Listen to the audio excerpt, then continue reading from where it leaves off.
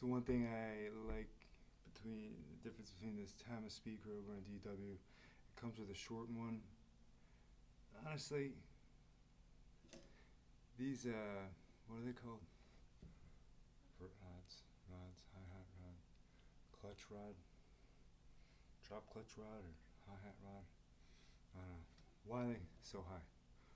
Who's ever in the right man is going to put their hi-hat up that high?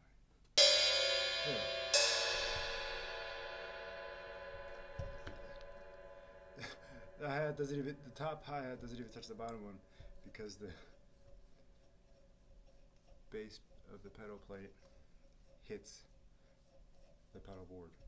I'm sorry, the pedal board hits the base plate. It's absolutely ridiculous that you're able to tighten the top hat so high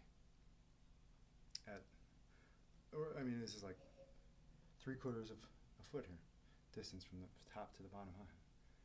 It's what? Oh! Bunch of malarkey is what it is. Bunch of malarkey.